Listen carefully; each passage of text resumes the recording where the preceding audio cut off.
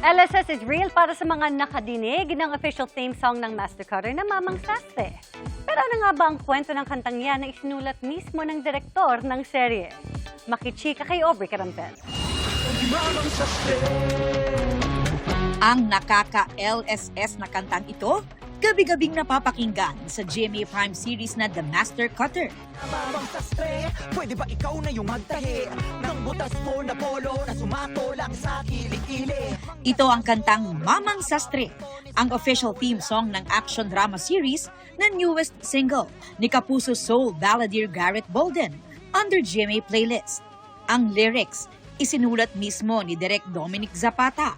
Literal na tailor-made sa journey ng bidang si Atoy Padua, played by Dingdong Dantes, isang sastre na may side job bilang tracker.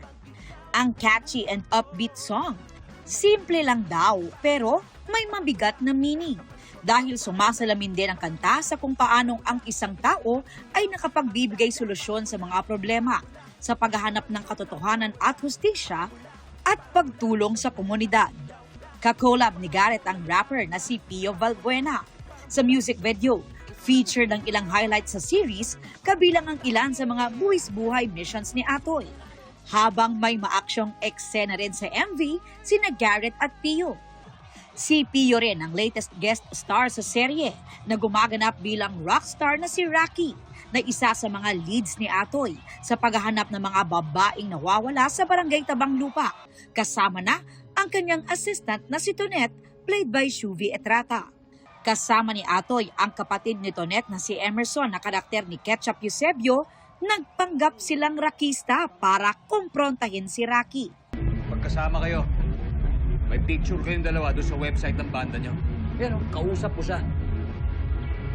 Pero nilibot ko na itong buong bari. Saan na? Ikot ko na lahat ito, pati mga banyo, hindi ko nakita. Saan mo siya dinala? Nakita ko lang siya, pero hindi ko nga siya nakadate nga ni. Hindi nga ako makaporma ron. Binabakuran ni Enzo eh. Pero ang tunay na kidnapper pala, si Enzo na ginagampanan ni Mark Heras. Mailigtas kaya ni na Atoy at Emerson, sina Tonet at Queenie? Yan ang dapat abangan mamaya sa The Master Cutter pagkatapos ng 24 oras. Aubrey Carampel, updated sa Showbiz Happening.